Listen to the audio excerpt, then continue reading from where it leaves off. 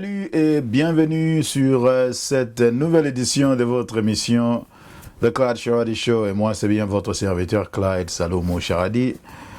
Pour cette édition, notre titre, c'est l'autosuffisance en Afrique. Et nous allons en parler juste après ce générique.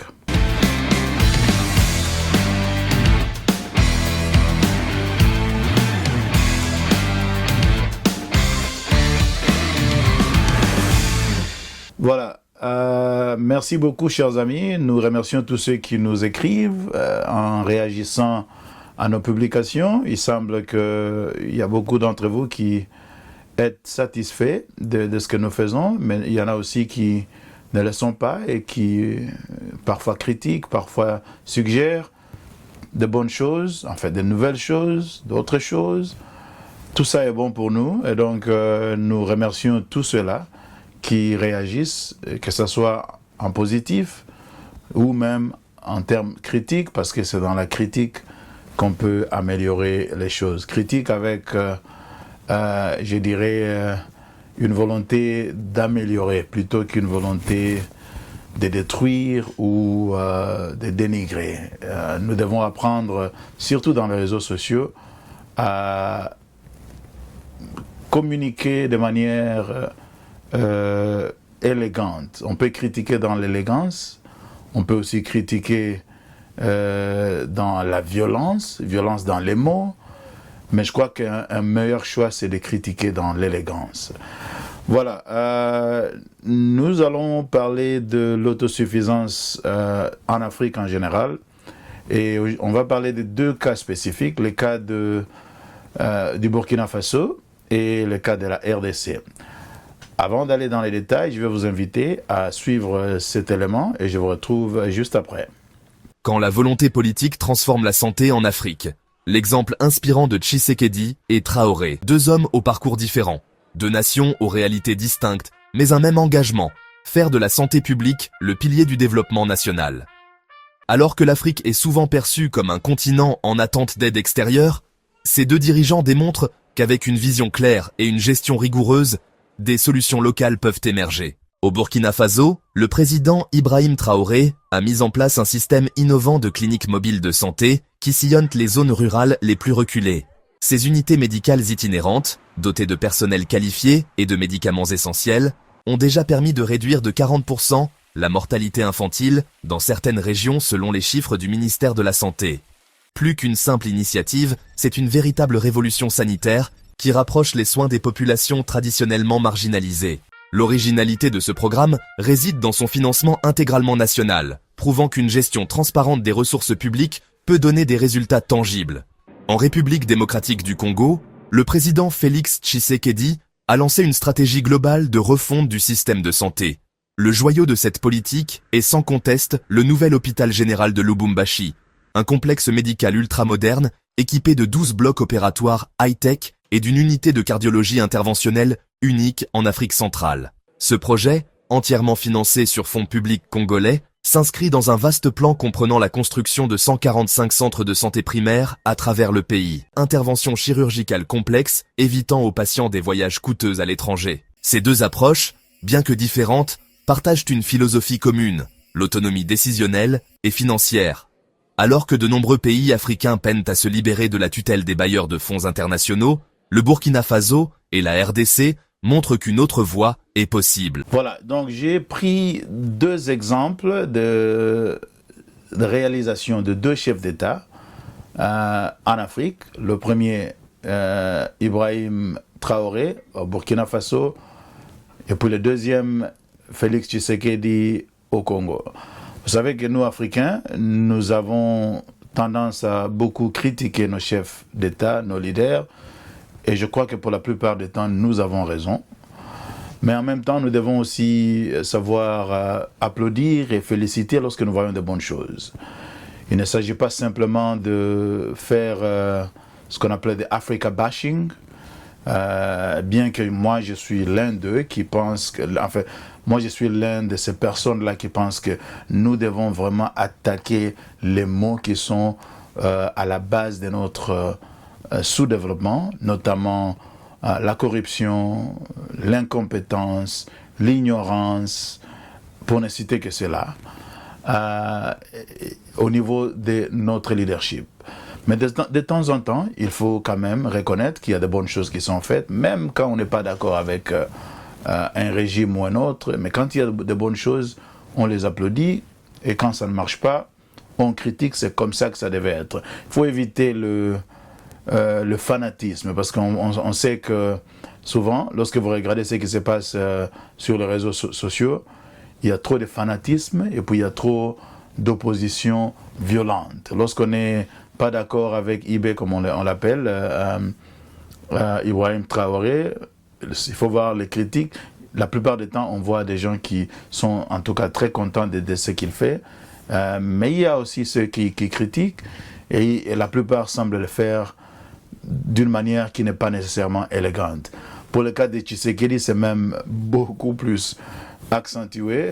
Les critiques sont virulentes, si vous voulez, et c'est à tort ou à raison, ça dépend. Mais vous savez, et en parlant de ce programme, Ibrahim Traoré est arrivé au pouvoir. On sait que c'est un militaire qui a fait un coup d'État, mais un coup d'État qui semble plutôt réjouir la population du Burkina Faso. Les Burkinabés semblent être en leur grande majorité d'accord avec ce chef d'État, ce jeune chef d'État, qui est d'ailleurs beaucoup plus populaire en Afrique que même chez lui au Burkina Faso. On voit qu'il réalise beaucoup de choses, il y a très peu de moyens, mais lorsqu'il y a la volonté, ça change beaucoup de choses. Vous savez, nous en Afrique, nous ne sommes pas pauvres. L'Afrique n'est pas pauvre. Nous avons les terres les plus riches du monde, nous avons les sous-terres les plus riches du monde, nous avons beaucoup de ressources naturelles. Ce qui nous rend pauvres, c'est l'incompétence, la corruption de nos leaders et leur égoïsme d'un côté, et de l'autre côté, vous avez les impérialistes, les néocolonialistes qui ne veulent pas nous laisser gérer nos ressources. Donc il y a des responsabilités exogènes et endogènes. Nous avons nos propres faiblesses que nous devons normalement solutionner, et il y a les Occidentaux qui veulent continuer à nous exploiter, et ils continuent à le faire parce que c'est nous qui leur donnons encore cette opportunité de le faire. Mais quand on a la volonté de changer les choses, même avec des petits moyens, on peut réaliser beaucoup de choses. Ibrahim Traoré a décidé de ne jamais chercher l'aide extérieure. Il travaille avec ce qu'il a au pays, mais il a mis de l'ordre, il a un esprit créatif, et vous voyez ce programme, il y a le besoin au niveau du système de santé. On n'a peut-être pas assez de moyens pour aller construire des cliniques et des hôpitaux partout, mais avec les cliniques mobiles, on peut atteindre des populations dans tous les coins du pays et avoir des résultats beaucoup plus meilleurs en termes de la politique de santé publique. Et donc, nous avons longtemps été formatés, nous, Africains, surtout au niveau du leadership, de penser que c'est simplement avec l'aide des Occidentaux que nous pouvons réaliser de grandes choses. On ne peut pas construire nos pays, on ne peut pas construire notre continent si on continue à attendre l'aide des Occidentaux. C'est pourquoi, quelque part, ce que Trump fait, c'est une bonne chose. Il est en train de nous pousser à nous autosuffire. On ne peut plus attendre le programme de USAID, on ne peut plus attendre beaucoup d'autres programmes qui viennent de l'étranger. Il faudrait que nous puissions savoir comment nous pouvons voler de nos propres ailes. Donc tout ce qui nous encourage à faire ça, au niveau du leadership et au niveau aussi de la conscience populaire, la conscience au niveau de la population, pour pousser les dirigeants à bien faire, c'est une bonne chose. Et je pense que nous devons faire plus en termes de comprendre et surtout d'agir dans le sens de nous autosuffire. Nous avons besoin de nous autosuffire sur tous les plans. Financièrement, l'autosuffisance alimentaire, l'autosuffisance économique, si vous voulez. Bon, dans l'économie, il y a toujours des échanges, il n'y a pas de problème, mais il faut savoir tirer sa carte des jeux. Et nous, parce que nous ne pesons pas trop au niveau international, les Occidentaux nous exploitent, nous oublions qu'il faut plus une unité en termes de politique économique. L'OIA fait des efforts quand même pour améliorer les échanges entre les Africains, les échanges intra-africains au niveau de l'économie, mais il y a encore un chemin très long à parcourir.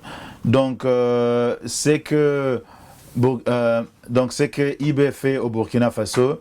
Il a mis de l'ordre, la loi et l'ordre au Burkina Faso. On dit même que c'est une dictature. Quelque part, c'est un pouvoir fort. On sait que ce pouvoir est venu par coup d'État. Mais moi, je pense qu'en Afrique, on a besoin d'un pouvoir fort, mais un pouvoir fort qui est bienveillant. Et l'exemple de IB, depuis qu'il a commencé jusqu'à maintenant, je pense que c'est un bon exemple. Vous avez un pouvoir fort, militaire, mais qui est de toute évidence bienveillant dans le sens où il n'y a pas de corruption et que toutes les ressources qui sont disponibles sont utilisées pour améliorer les conditions de la population.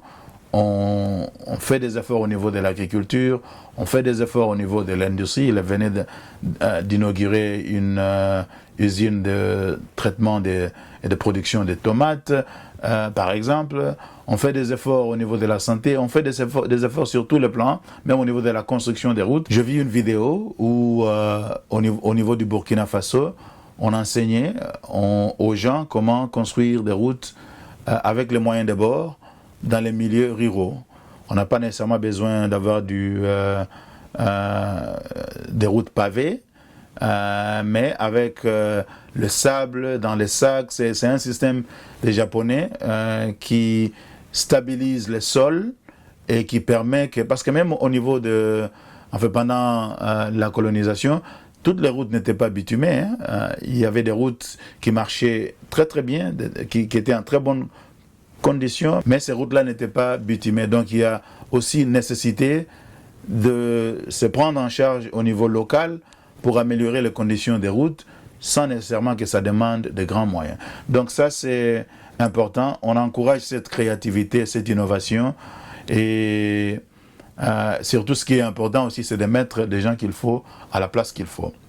Ce qui nous manque terriblement dans nos pays africains, parce que dans la plupart des cas, que ce soit les ministres, que ce soit dans l'administration, les gens sont là, non pas parce qu'ils méritent, mais parce qu'un chef les a mis là-bas. Donc l'administration n'est pas suffisamment équipée par des gens qui ont les compétences techniques et morales pour gérer la société. Et ça pose problème. Voilà, on va prendre une petite pause et puis on revient juste après.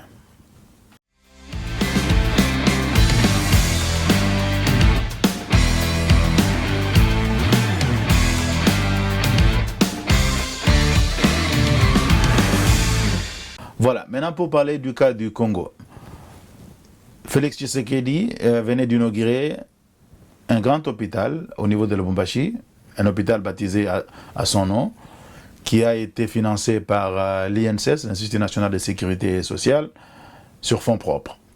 C'est une bonne réalisation. Je pense que quand vous voyez la qualité de cet hôpital avec les équipements, avec le bâtiment, c'est quand même quelque chose à féliciter. Moi, j'ai beaucoup de reproches à faire au gouvernement Tshisekedi, mais quand on voit de bonnes choses, il faut bien le reconnaître. Oui, c'est vrai qu'il y a beaucoup de reproches, et je vais d'ailleurs énumérer quelques-uns, mais je commence d'abord par féliciter, applaudir sur le fait qu'un hôpital comme celui-là a été construit, inauguré par son administration. Ça n'a pas été fait depuis longtemps, parce que vous savez que pendant des années, depuis même l'indépendance, ça faisait très longtemps que le gouvernement congolais n'avait pas construit des hôpitaux, n'avait pas construit des écoles, n'avait pas construit des universités. Mais on voit quand même qu'il y a des actions louables au niveau du gouvernement Tshisekedi, malgré tout ce qu'on peut lui reprocher.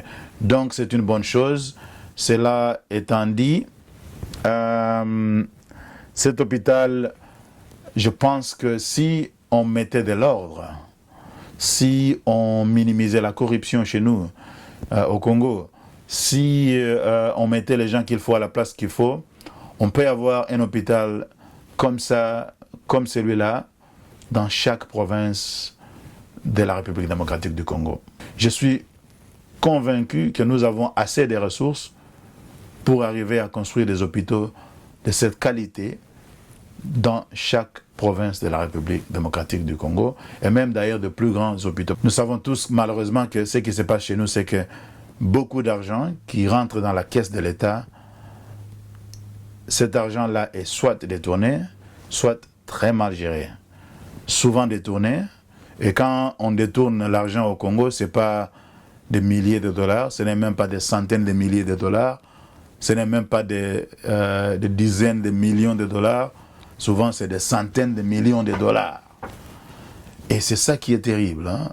Quand on détourne, les Congolais sont tellement sophistiqués en détournement qu'ils ne vous détournent pas 100 000 dollars, pas même 1 million.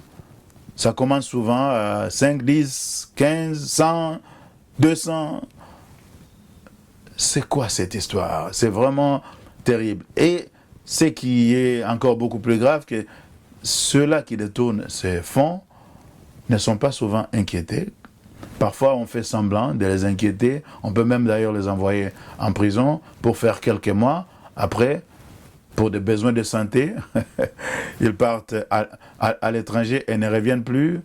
Ou carrément, on arrive à corrompre ou à exiger que les juges puissent dédouaner ces personnes.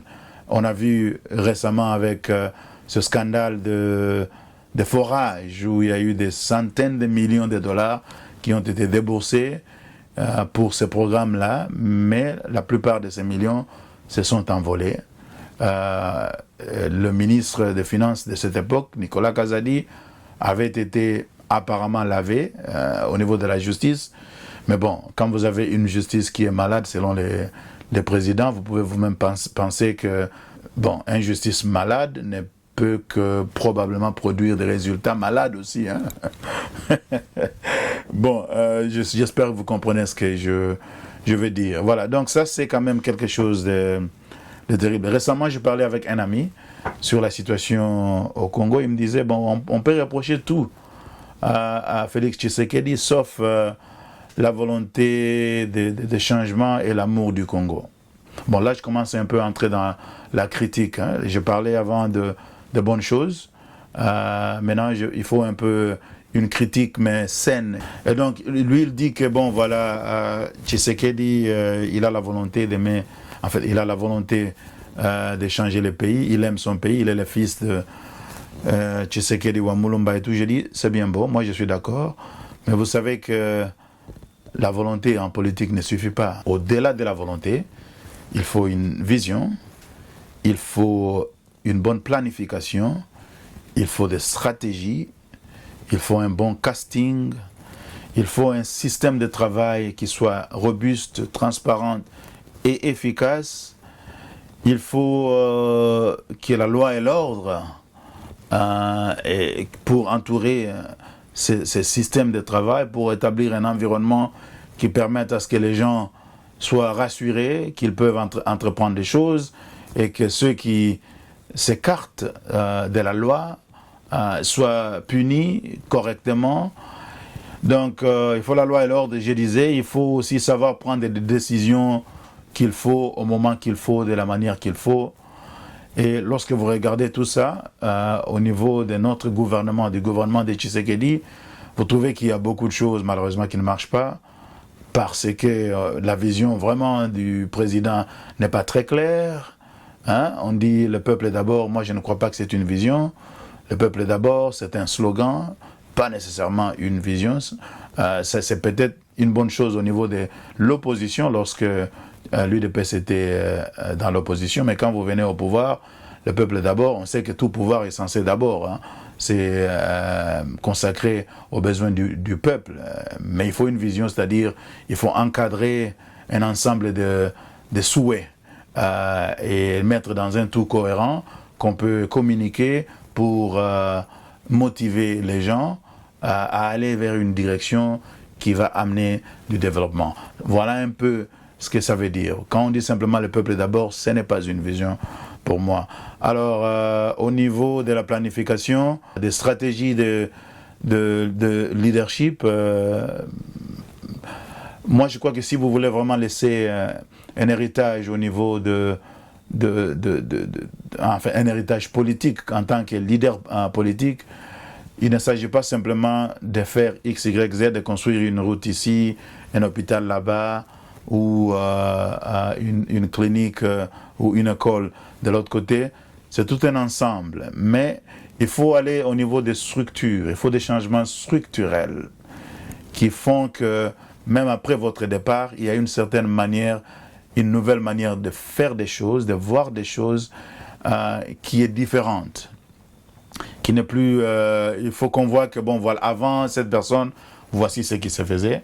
Et après cette personne, voici ce qu'il y a maintenant, et c'est mieux. Donc, on cherche comment dire, on cherche à amener de nouvelles structures, à réformer. Il y a un élément que je voudrais mentionner ici. Je pense que la qualité du leadership dépend d'un concept que j'appelle le 3D.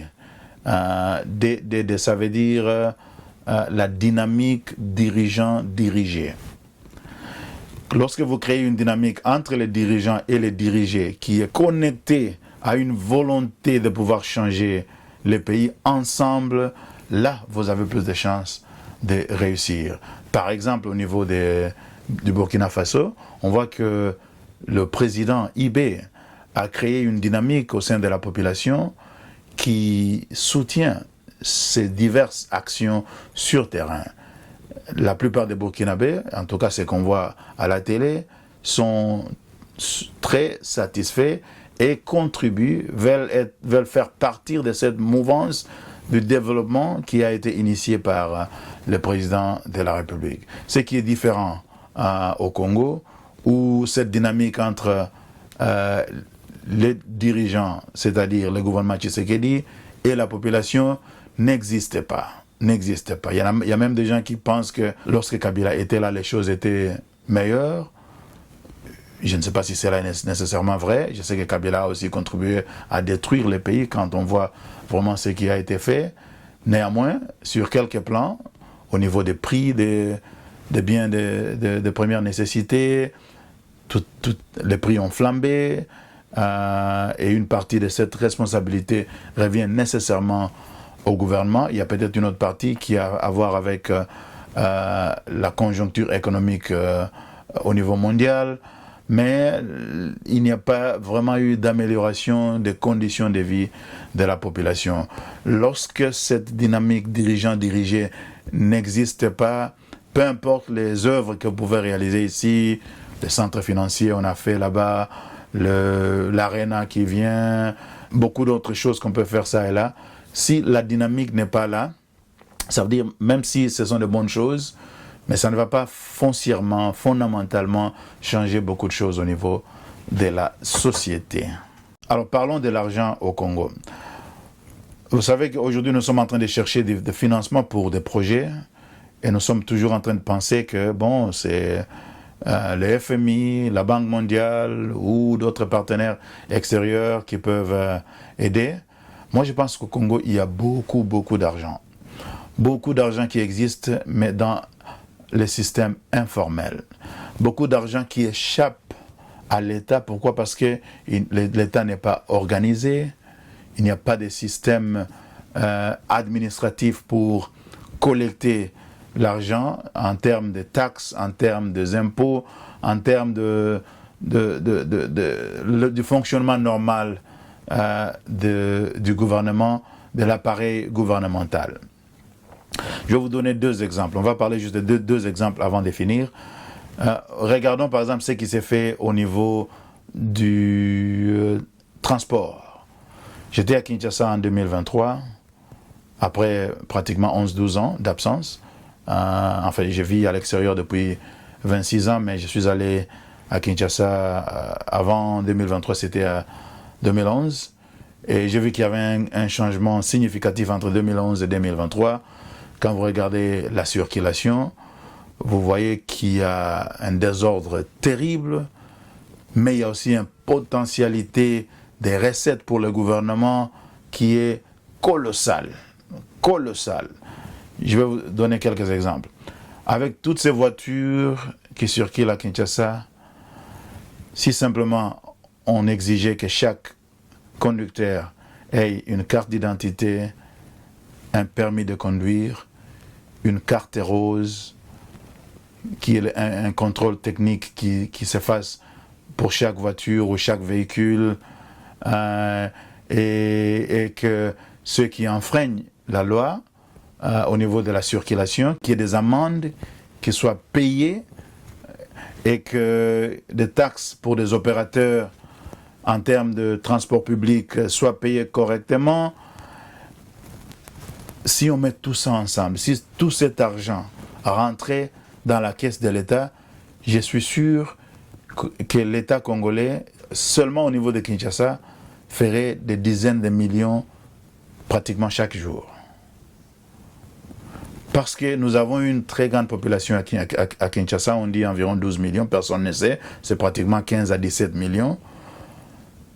Et il faut voir le nombre de gens qui sont sur la route, ceux qui conduisent des voitures, des motos, des camions, tout ça c'est beaucoup, beaucoup d'argent si et simplement si on mettait de l'ordre.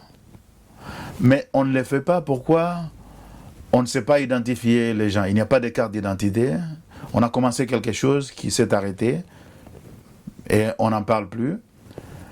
On ne sait pas donner des permis de conduire comme il faut. On a commencé quelque chose. Dernièrement, je ne vois plus rien qui s'est fait. Je ne sais pas si ce programme-là continue. Et puis, si on faisait que toutes ces amendes, toutes ces taxes ou toutes ces conditions pour être en règle sur la route, que cet argent partait dans les caisses de l'État, on ferait des millions et des millions. Et on aurait assez d'argent pour construire plus de routes, pour minimiser les embouteillages, pour améliorer les conditions de circulation. Mais on ne les fait pas, ce n'est pas parce que c'est difficile, c'est simplement parce qu'il y a des gens au niveau de l'État qui ne savent pas gérer. C'est tout. Des gens qui ne savent pas gérer ou des gens qui sabotent même certaines bonnes initiatives à cause de la corruption. Et donc, c'est un truc qui est vraiment terrible. Au niveau de l'immobilier, ça c'est le deuxième sujet. J'avais dit que j'allais parler de deux sujets pour voir comment nous pouvons récolter plus de revenus pour le gouvernement. L'un, c'est le transport, l'autre, c'est l'immobilier. Il y a un désordre total au Congo dans le secteur de l'immobilier. Dans l'achat des terres, des escroqueries partout, l'État n'aimait pas de l'ordre. Il y a beaucoup d'argent dans l'immobilier, en commençant par les parcelles, les lopins de terre qui sont disponibles pour être vendus et les taxes que le gouvernement devrait faire payer. Au-delà de tout ça, l'enregistrement et tout, il y a les impôts fonciers, c'est beaucoup d'argent, et même beaucoup plus, c'est les revenus locatifs, les impôts sur les revenus locatifs. Parce que Daniel Bumba disait, apparemment plus de 80% de la population à Kinshasa sont des locataires. Et si vous avez, on a une population d'environ 15-17 millions, si on met même la moitié, ce sont des gens qui louent quelque part, et que ça nous fait environ 8 millions, et si on prenait ne fût-ce que $10 en moyenne par personne, vous avez 80 millions par mois. Parce que $10, c'est pratiquement rien lorsqu'on est en train de louer une parcelle ou une maison quelque part. Et donc, il y a beaucoup, beaucoup d'argent dans l'immobilier. L'État ne reçoit pas ceci. Pourquoi? Parce que l'État est désorganisé, l'État est corrompu. Et le leadership n'est pas à mesure de résoudre cette situation.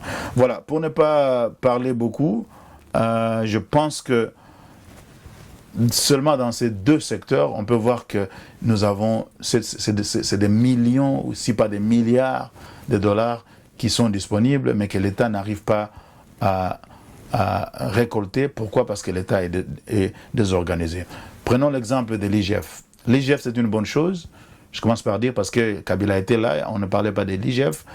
Tshisekedi est venu, il a mis l'IGF.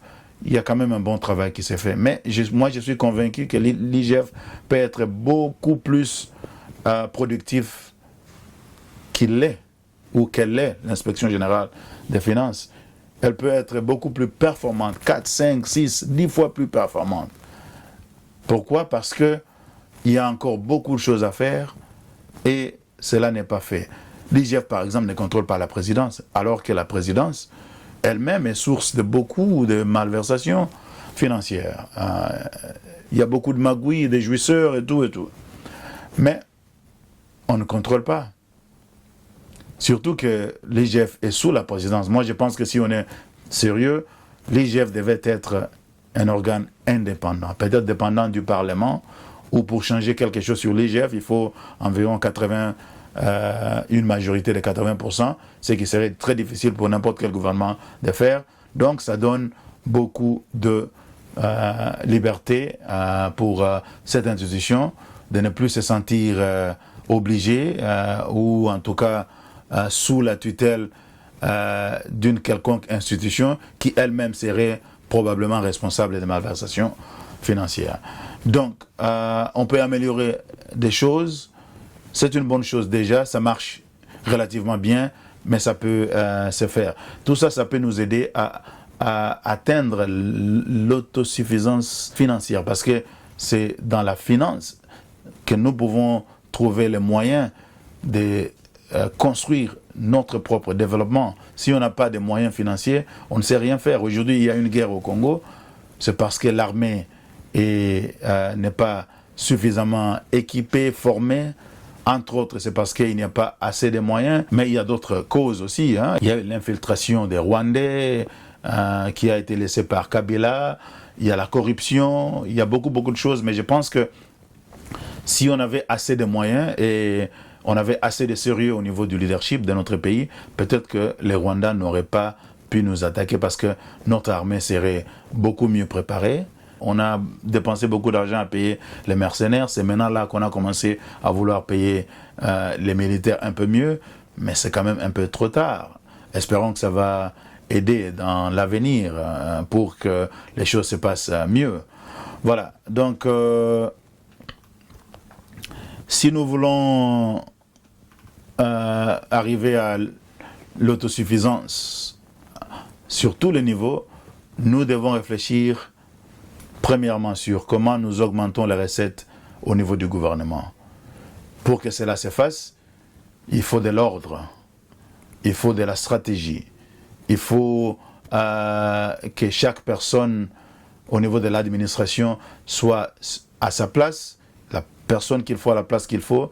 Il faut que ces personnes soient surveillées pour que tout dérapage soit puni et sévèrement puni, afin que la corruption diminue. On ne va pas éliminer la corruption à 100%, mais on peut la réduire à un niveau pratiquement acceptable. Supposons que l'assiette financière en termes d'impôts, d'impositions, et tout ce qu'il y a comme recettes au niveau du gouvernement et en termes de potentialité et de 100 milliards de dollars. Si on arrive à capter ne fût-ce que 60-70 milliards, on est dans le bon et on peut graduellement augmenter. Mais si on ne capte que 10-20, vous voyez le gap, parce qu'un pays comme le Congo, aussi riche qu'il soit, ne peut pas avoir un budget de 16 milliards de dollars, encore qu'il n'y a pas longtemps, c'était 5-6 milliards, on est aujourd'hui à 16 apparemment.